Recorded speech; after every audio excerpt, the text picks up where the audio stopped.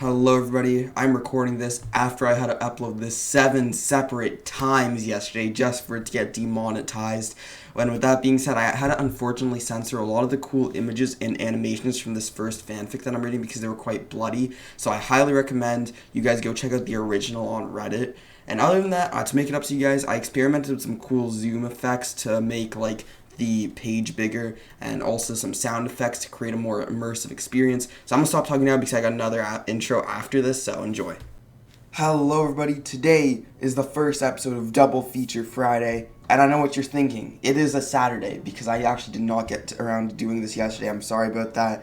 But it was kind of a surprise. I don't usually upload this frequently, and I wasn't really planning to be uploading that much in December and January because the ad revenue is a bit slowed down in those months. However, I'm still going to be doing my weekly uploads, obviously, and maybe I'll sneak in an extra upload like this one every now and then. And yeah, so Double Feature Friday, I'm going to be reading 2 fan fictions today. Number 1, Bound by Blood, which is one I just found by scrolling on Reddit. It actually has some super cool animations on some of the pages, which I think is super cool. And the second one is Diary of Wimpy, There Can Only Be One, which was actually requested by a fan. So if you guys ever want me to read your fan fictions, make sure to just tell me what they are in the comments, and I'll make sure to give them a read and shout you guys out. So yeah, we're going to be starting off with Bound by Blood. Not too long of a fan fiction, only like 26 pages, still a decent length, and yeah, I've been joining on for an intro for a while, but yeah, let's just get straight into it. Also, one quick note about the fanfiction, I think this is loosely based off of the Chainsaw Man anime, which I'm not a huge anime person, but I still found this super cool, so I hope you guys enjoy it. And also, this has some super cool animations, so I recommend staying on the YouTube screen instead of having this in the background of something, which I like to do when I listen to fan fictions, but I really recommend you guys stay for the visuals because they're super cool. Anyway, let's get straight into it with Diary of a Kid Bound by Blood. Monday, October 16th. Okay, so today was really weird. I'll start with the most obvious thing, that being Roderick has been missing since the start of summer. Though, to be honest, I thought he was just sleeping in the basement, but that's something I can look past. What I can't look past is what happened after I was walking home from school. There was a weird looking guy in the alleyway. He looked to be in rough shape, so I approached him. This hobo just bit me! I was about to slap the shit out of that guy, but when I looked up, he was gone. He just vanished into thin air. What made it even stranger was he left no bite mark, so now I can't even tell if I'm losing my mind or if there's someone putting chemicals in our cafeteria food. After I got home, I decided to just sleep it off, but Mom forced me to do my homework because she didn't believe in my hobo incident. You should make up stories about less fortunate people, Gregory. Tuesday, October 17th. Coming into class today, I was expecting the same old shenanigans. Albert spreading misinformation, Patty Farrell being a teacher's pet, and me and Raleigh goofing off. But boy, was I wrong. It was the beginning of math class, and we were in Mrs. Krabopol's class, when randomly my nose started bleeding. Now, I've had nosebleeds before, but this one was the weird one I never had. My blood was all like little marbles. I started to panic, and I got up out of my seat and grabbed the tissue. After I cleaned up, Mrs. K told me I was breaking her classroom rules, and that I had to stand outside. Obviously, I was upset over this because it wasn't even my fault my nose bled in the first place, but she told me the rules were rules and I had to still go outside. While I was out, the bell rang. I tried to walk back inside to get my bag, but she told me to stop and wait. Now I was really mad, so I asked her what her problem was, and she said this. Do you know how long I've been waiting this? Waiting for what? My math teacher had just turned into a freaking demon. I started to bolt down the hallway with a bunch of other kids, but nothing seemed to slow her down. Even the hall monitors weren't strong enough. And here you can see her turning into a demon. Very cool animation. I like this a lot. Yeah. Very cool. Revenge, she says. Do you have a hallway pass? You can't pass me if you don't. And he's dead. Okay. I looked behind me for a split second, and it looked like she had grown in size. Luckily, because of her rampage, the ceiling collapsed right on top of her. Hopefully that was enough to kill her, because I really do not want to. Oh, he just got mauled. Okay, listen, kid. I'm only going to do this once, so don't go dying on me. Oh, and he gets revived. That's epic. What the heck just happened? Was that the hobo who bit me? Why was I suddenly holding a sword? Those were all the thoughts swirling in my head when I awoke inside the janitor's closet. But more importantly, was a giant demon outside the closet? I don't know how or why my body built up the strength to fight that monster. I didn't even know what was happening. When did I get this strong? What did that hobo do to me? And dude, Greg's just absolutely just slicing that demon up. Dude, bro, I think he just got a bad grade on his math test. He's just taking it out on his teacher. Maybe he's just like tripping or something. I don't know. Man, I started to feel like an anime protagonist. Nothing could stop me.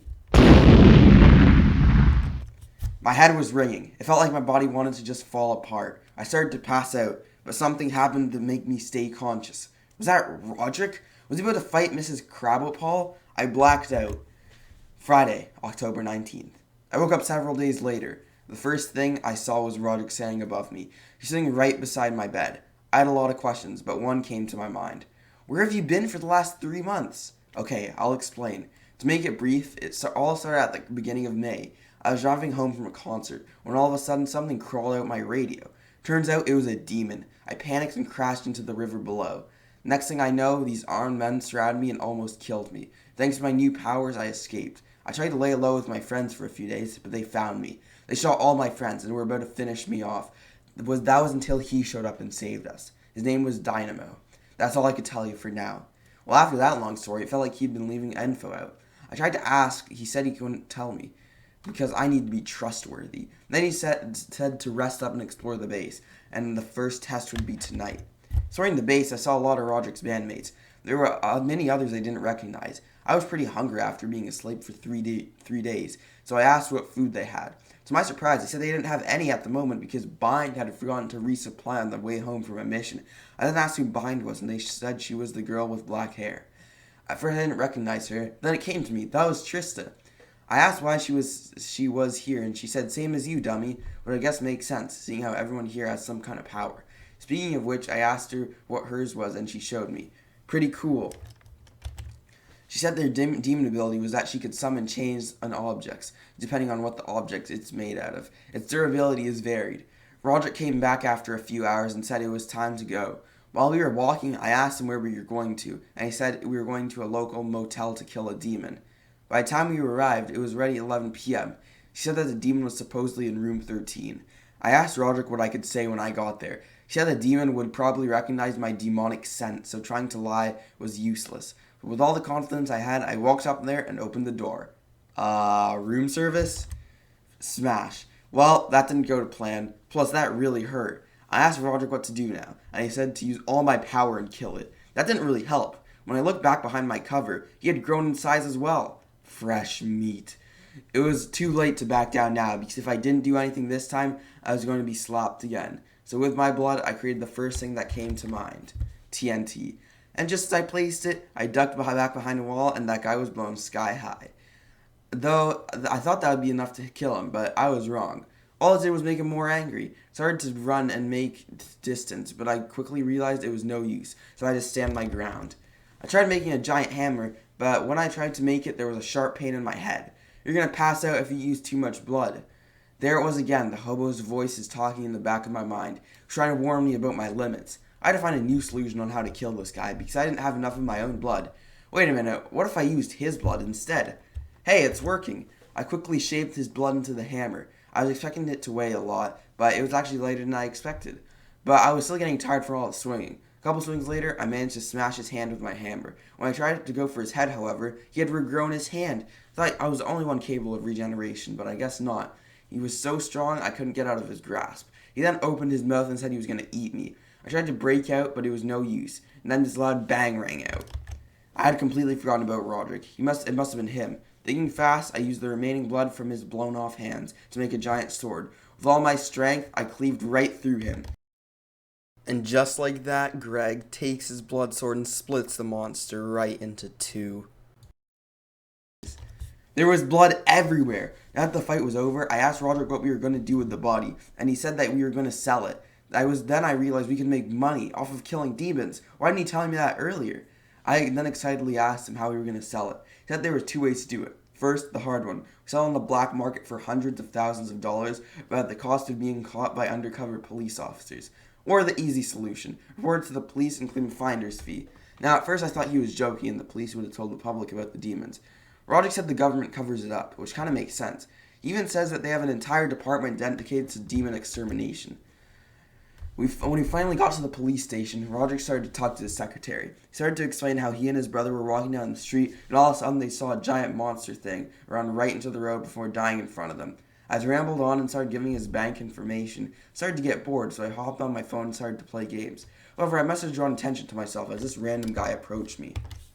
Hey, you're Prestige 20 in that game? I'm not even Prestige 5.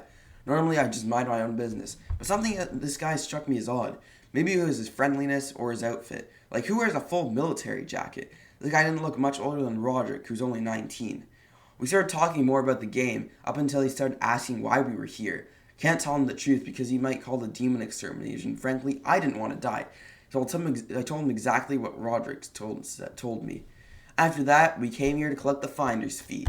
You know what's funny? What? Tell me, how did you know you'd get paid for finding this monster? Who the hell is this guy? I think he might be onto us. I looked over to Roderick, and as soon as he turned around, he started to get really nervous. As soon as he was done, he told me to get up and leave. I asked Roderick why he was so nervous, and what he said shook me. Apparently, I was talking to an actual demon exterminator. He said I have to be more careful who I'm talking to, as next time we might not get away so easily. Arriving home, Mom was overjoyed that I was okay, as I had been missing for 3 days. But lucky for me, we had already come up with a fake story beforehand, that I was trapped in the cafeteria for 3 days, although it was a little strange that she didn't ask me where Roderick had been for 3 months. I was stuck for 3 days, but I'm okay now. We had some dinner, and I had played some Twisted Wizard. That night, before I went to bed, Roderick said to rest up tomorrow and to bring my journal to write everything down. So just like that, we had the most confusing week of dying, getting resurrected, and killing someone, finally coming to an end. Meanwhile, tell me who those two were, said the guy in the military jacket from earlier, the demon exterminator. Those were the Heffleys, sir. The Heffleys. Make sure to keep an eye on them. To be continued. I'm pretty sure this guy already started the chapter 2, so I'll get to reading that when it comes out. But yeah, let me know what you guys thought, and let's get on to the second part of the double feature, Bound by Blood. Oh wait, no, that's what I just read, my bad. There Can Only Be One. That blanked on me for a second. Diary of Wimpy Kid, There Can Only Be One by u/DualOrphan37. Let's get into it, and let me know if you guys ever want me to read your fanfiction. Leave them in the comment section below. I'll be more than happy to. Monday. Riley came up to me after class. He looked weirder than usual. He told me he felt strange as he took one look at some new kid who joined our class, then felt his undies get wet. He had just learned how to splurgy-wurgy. Too bad it's November. Feel the wrath of God. And he shoots him. Okay. Fortunately, it was just a warning shot, but I'm still intrigued as to who is sexy enough to unlock this power within Rowley. Tuesday, I knew this guy had to be something special, but he is something special, and he will be mine.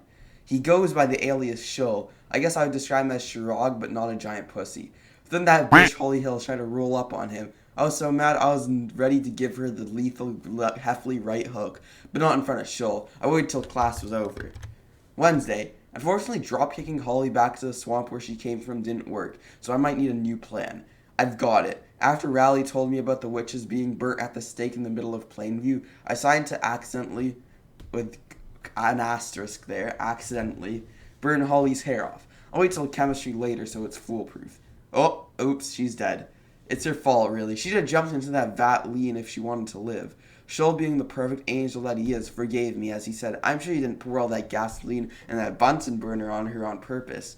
I need to think bigger. I need an army. I need to hunt down all those whom Shull has his eyes on will perish. But now I need to find my crew. Rambo, Rowley, and Shirog. Thursday. We went around viciously pursuing all lovers of Shull. We managed to get a triple kill by pouring Greek yogurt over Bill, Heather, and Principal Roy. Wait, why is Principal Roy thirsting over a child? Come on, Roy. I thought you were better than this. I've got to give it to Rowley. He sure is a castration god if he doesn't end up being my fanboy. A job in the Mafia would sure suit him. I've forgotten how much it is to hang out with him even if we are brutally murdering people. But while we were giving that fat-ass Patty 20 cc's of lead, we heard a strange noise coming through the bush. Initially, I thought I would have to call Roderick if someone failed NNN, but then I heard it. I will avenge them, Gregory. Friday, I was still wondering what that noise was, but I didn't have to wait for long, as today, after a long, hard day of executions for Shull, I was ambushed by the voice. It was that waste of nut Fragley, and he's armed to the teeth. Rowley's dead. He got 360 no-scoped by Fragley. I must not let Rowley's sacrifice be for nothing. I've taken 5 cocaine-laced gummy bears, Gregory. Upon watching Rowley get murked, I had one realization. There is only one Shull, and there can only be one partner. The last remaining suitor for him was Shirog. Thinking quickly, I stuck a grenade into Shirog's coat, and I pushed into Fragley. It worked. They're both dead. Shull is mine. And that's the end.